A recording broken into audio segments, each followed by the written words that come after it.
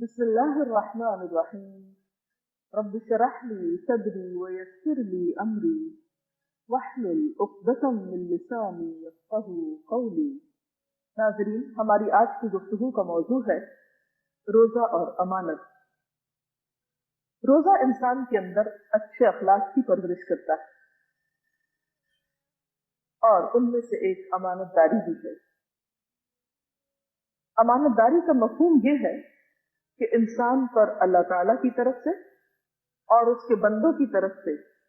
جو ذمہ داری بھی ڈالی جائے وہ اسے اچھی طرح بطریق احسن ادا کرے۔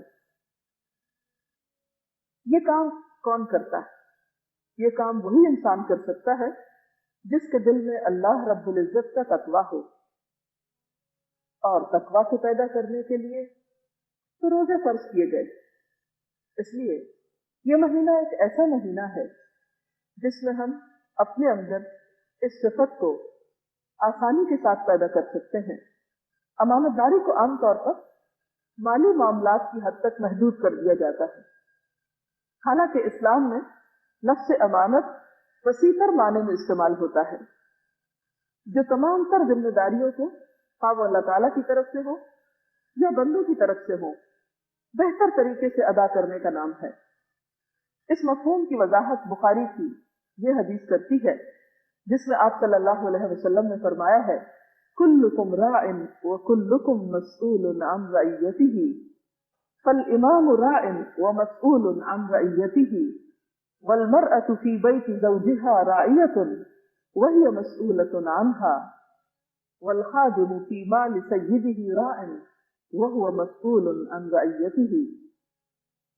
اس کا ترجمہ کچھ یوں ہے کہ تم میں سے ہر شخص نگران ہے اور ہر شخص سے اس کی رعایا کے بارے میں، اس کے زیر دست لوگوں کے بارے میں پوچھا جائے گا۔ امام بھی نگران ہے اور ذمہ دار ہے اور اس سے اس کی رعایا کے بارے میں سوال کیا جائے گا۔ عورت اپنے شوہر کے گھر میں نگران ہے اور اس کے بارے میں جواب دہ ہے۔ اسی طرح خادم، نوکر، وہ بھی اپنے آقا کے مال کے بارے میں ذمہ دار ہے، اس سے اس کے بارے میں سوال کیا جائے گا کہ اسے ضائع تو نہیں کیا، اسے کس طرح استعمال کیا۔ گویا ہر انسان، ہاں بڑا ہو یا چھوٹا، کسی بڑے عہدے پر فائز ہو یا کسی معمولی کام پر ذمہ دار بنایا گیا ہو، ہر شخص کسی نہ کسی طرح اس دنیا میں کوئی نہ کوئی ذمہ داری نبھا رہا۔ اور امانت پھر کیا ہے؟ اپنی ذمہ داریوں کو اچھی طرح نبھانا، خوبصورتی سے نبھانا، ذمہ داری ڈالنے والے کا جو مطالبہ ہے، جو تقاضا ہے، اس کو عمدہ طریقے سے پورا کرنا،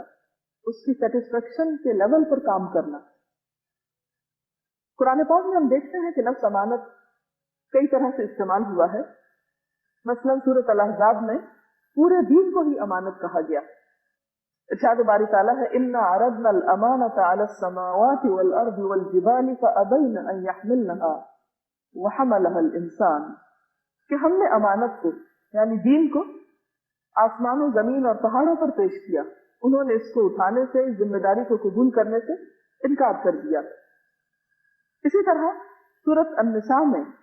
اللہ تعالیٰ امانات کا لفظ عہدوں کے لیے استعمال کرتے ہیں۔ ارشاد باری تعالیٰ ہے،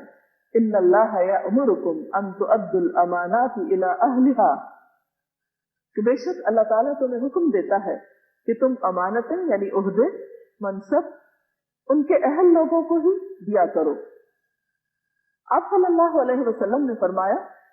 جب امانت میں خیانت ہونے لگے تو پھر قیامت کا انتظار کرو۔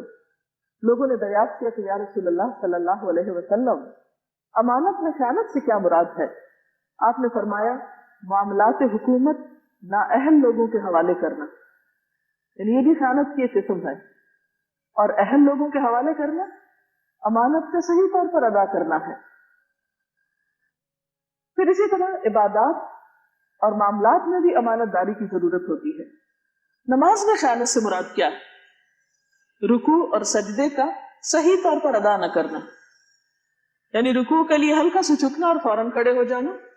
سجدے میں جانا اور مرغے کی طرح ٹھونگے مار کر اٹھ جانا، اور اللہ تعالیٰ کو کچھ بھی یاد نہ کرنا، جیسا کہ ایک حدیث میں ایک منافق کی صفت یہ بتائی گئی۔ پھر اسی طرح روزے میں خیانت، روزہ میں خیانت یہ ہے کہ انسان کھانا پینا تو چھوڑ دے لیکن اپنی زبان کو جھوٹ سے، غیبت سے، کسی کا دل دکھانے سے نہ روک سکے، اپنی نگاہوں کو بری چیزوں کے دیکھنے سے نہ روک سکے، کیونکہ نگاہوں کی بھی خیانت ہوتی۔ قرآن پاک میں اللہ تعالیٰ فرماتے ہیں وَيَعْلَمُ خَائِنَةُ الْأَعْيُنِ وَمَا تُخْفِي الصُّدُورُ، وہ جانتا ہے نگاہوں کی خیانت کو اور جو کچھ دل چھپاتے ہیں یا سینے چھپاتے ہیں، اپنے اندر جو بھی راز رکھتے ہیں اس کو سب پتا ہے، اس کے لیے کوئی راز نہیں ہے۔ اور گفتگو کی خیانت کیا ہے کہ کوئی شخص آپ کو امین بنائے، کوئی شخص آپ کو اپنا راز دے اور ساتھ ہی تاکید کرے کہ آپ اس کا ذکر کہیں اور نہ کریں، اور آپ اس سے وعدہ بھی کر دیں اور اس کے بعد پھر کوئی نہ کوئی تعویل کر کے بہانہ ڈھونڈ کر اس کی بات کو دوسرے تک کر دیں۔ آپ صلی اللہ علیہ وسلم نے فرمایا جب دوران گفتگو کوئی شخص ادھر ادھر دیکھتا ہے اس امر کا اہتمام کرنے کے لیے کہ کوئی اور تو نہیں سن رہا، تو اس کی یہ گفتگو تمہارے پاس امانت ہوتی، کہ تمہارے لیے جائز نہیں کہ تم اس کی اس گفتگو کو کسی دوسرے تک کرو۔ اسی طرح مجلسیں بھی امانت ہیں۔ آپ صلی اللہ علیہ وسلم نے فرمایا المجالس بالامانہ، مجالس بھی امانت ہوتی ہے، یعنی وہاں پر ہونے والی گفتگو بھی امانت ہے۔ اس کا کیا مطلب ہے کہ جو بات جیسے کی جائے اسی رنگ میں آگے پیش کی جائے، اور اگر وہاں موجود لوگوں کی مرضی نہ ہو اس بات کو باہر کرنے کی، یا منع کیا گیا ہو کہ اس مجلس کی بات باہر نہیں جانی چاہیے، یا مثلاً ایک گھر کے اندر کی جو پرائیویسی ہوتی ہے، مثلاً آپس میں خاندان مل جل کر رہتا ہے اور ان میں ایک شخص اجنبی ہے، مثلاً نوکر ہے یا کوئی بھی اور شخص، تو اس کے لیے یہ گھر کی مجلس ایک امانت ہے۔ اس کو حق نہیں کہ وہ گھر سے باہر جا کر ان باتوں کو دوسرے لوگوں سے یا غیر متعلقہ لوگوں سے کرے۔ اسی طرح اچھا مشورہ دینا بھی امانت کا حق ادا کرنا ہے۔ آپ صلی اللہ علیہ وسلم نے فرمایا المستشار مؤتمن، جس سے مشورہ کیا جاتا ہے وہ بھی امانت دار ہوتا ہے، اس کو بھی اچھی طرح مشورہ دینا چاہیے، اور ایسا مشورہ دینا چاہیے جو وہ اپنے لیے پسند کرے گا کہ کوئی اس کو اچھی رہنمائی دے۔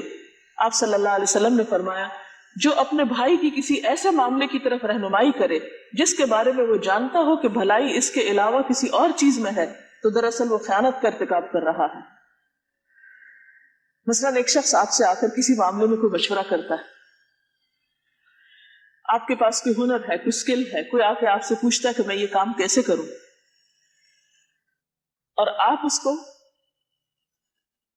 اچھی راہ دکھانے کی بجائے، اچھی طرح وہ بات سمجھانے کی بجائے کسی اور بات کی طرف موڑ دیں اور اس کو پوری طرح اس چیز کے بارے میں نہ بتائیں کہ کہیں اس کا بھی بھلا نہ ہو جائے، تو یہ بھی ایک طرح سے خیانت۔ ایک اور حدیث میں آتا ہے کہ بہت بڑی خیانت ہے یہ بات کہ تم اپنے بھائی سے جو گفتگو کر رہے ہو وہ اسے سچ سمجھ رہا ہو حالانکہ تم اس سے جھوٹ بول رہے ہوتے۔ یعنی ایک شخص آپ پر اعتماد کر رہا ہے، آپ کی بات کو لے رہا ہے، مان رہا ہے، اور آپ اسے غلط مشورہ دے رہے ہیں یا جھوٹی بات کر رہے ہیں حالانکہ وہ آپ کو سچا سمجھ رہا ہے۔ اسی طرح مالی معاملات میں امانت کے بارے میں قرآن پاک میں آتا ہے فَلْيُؤَدِّ الَّذِي اؤْتُمِنَ أَمَانَتَهُ وَلْيَتَّقِ اللَّهَ رَبَّهُ، بس چاہیے کہ ادا کر دے وہ شخص جسے امانت دار بنایا گیا ہو، اور چاہیے کہ اللہ سے ڈرے جو اس کا رب ہے۔ مال میں خیانت صرف یہ نہیں ہے کہ انسان روپے پیسے کو اس کے اصل مالک کو واپس نہ کرے یا کم واپس کرے، بلکہ اس کے علاوہ، مال کے علاوہ یا کیش کے علاوہ جو کائنڈ یا کوئی برتنے کی چیز ہے یا استعمال کی چیز ہے، اگر کوئی شخص اپنی کوئی چیز آپ کے پاس امانت کے طور پہ رکھواتا ہے تو آپ کو اس بات کا حق نہیں کہ آپ مالک کی مرضی کے بغیر اسے استعمال کریں۔ مثلا کسی نے آپ کے ہاں واشنگ مشین امانت کے طور پر چھوڑی، وہ شہر سے باہر کہیں جا رہا تھا یا اسے کوئی ایسی مجبوری پیش آئی، وہ رکھوا کر جاتا ہے چند دن کے لیے کہ واپس آؤں گا تو میں لے لوں گا، اور آپ کیا کریں کہ روزانہ اس میں کپڑے دھونا شروع کر دیں اس کی اجازت کے بغیر، تو یہ کیا ہوگا؟ ایک طرح سے اس کی امانت میں خیانت ہوگی۔ یعنی کسی کی کوئی چیز بغیر اجازت استعمال کرنا جبکہ اس نے وہ استعمال کے لیے نہ دی ہو، امانت کے طور پر دی ہو، یہ سب کچھ خیانت میں آتا ہے۔ قرآن پاک میں اللہ سبحانہ وتعالیٰ نے مومن بندوں کی جن صفات کا ذکر کیا ہے ان میں سے ایک امانت اور پاسداری بھی ہے۔ سورۃ المؤمنون میں کامیاب لوگوں کی صفات جو بتائی گئی ان میں سے ایک یہ ہے وَالَّذِينَ هُمْ لِأَمَانَاتِهِمْ وَعَهْدِهِمْ رَاعُونَ، کہ وہ لوگ اپنی امانتوں اور عہد کا پاس رکھتے ہیں، ان کی نگرانی کرتے ہیں۔ اس کے برعکس منافق کی نشانیوں میں سے ایک نشانی یہ ہے کہ جب وہ بات کرتا ہے تو جھوٹ بولتا ہے، جب وعدہ کرتا ہے تو خلاف کرتا ہے، جب امانتی بنایا جاتا ہے تو اس میں خیانت کرتا ہے۔ مسلم کی ایک روایت میں آتا ہے کہ خیانت کار جو ہے، خواہ وہ نماز روزہ پڑھے لیکن اس کا کوئی دین نہیں، آپ صلی اللہ علیہ وسلم نے فرمایا کہ وَالْخِيَانَةُ ضِيَاعُ الدِّينِ، کہ خیانت کرنا دین کا ضائع کرنا ہے۔ آپ صلی اللہ علیہ وسلم نے ایک ایسے دور کی پیشن گوئی بھی کی تھی کہ جس میں امانت ختم ہو جائے گی۔ حضرت حذیفہ کہتے ہیں کہ پھر آپ صلی اللہ علیہ وسلم نے اس امانت کے مٹ جانے کا حال سنایا اور فرمایا کہ پھر حال یہ ہوگا، یعنی ایک وقت آئے گا کہ لوگوں کا حال یہ ہوگا کہ آدمی سوئے گا اور امانت اس کے دل سے نکال لی جائے گی اور اس کا ہلکا سا نشان رہ جائے گا، پھر سوئے گا تو امانت چلی جائے گی اور آبلے کی طرح کا داغ رہ جائے گا جو اٹھ تو جاتا ہے لیکن اندر کچھ نہیں ہوتا۔ لوگ لین دین کریں گے لیکن کوئی امانت دار نہ ہوگا۔ اس وقت امانت داری کی مثال اس طرح کامیاب ہو جائے گی، یعنی نہ ملنے کے برابر ہوگی، کہ لوگ مثال کے طور پر کہیں گے کہ فلاں قوم میں ایک امانت دار آدمی ہے، اور امانت دار آدمی کی تعریف یہ ہوگی کہ کیسا عقل مند، خوش مزاج اور بہادر ہے، حالانکہ اس کے دل میں رائی کے دانے برابر بھی امانت داری نہ ہوگی۔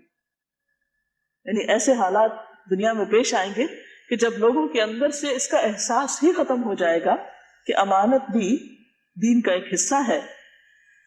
آپ صلی اللہ علیہ وسلم کی ایک حدیث کے مطابق مسلمانوں کو تو اس سے بھی خیانت کی اجازت نہیں دی گئی جو ان سے خیانت کر لے۔ آپ نے فرمایا لا تخن من خانک، جو تم سے خیانت کرتا تم اس سے خیانت نہیں کر سکتے، یعنی خیانت کے جواب میں خیانت نہیں کرو گے۔ پھر اسی طرح آپ صلی اللہ علیہ وسلم کے بارے میں حضرت انس کہتے ہیں کہ آپ صلی اللہ علیہ وسلم کا کوئی خطبہ ان الفاظ سے خالی نہ ہوتا تھا، لا ایمان لمن لا امانت لہ ولا دین لمن لا عہد لہ، اس شخص کا تو ایمان ہی نہیں جس کے پاس امانت نہیں، جس کے اندر امانت کا پاس نہیں،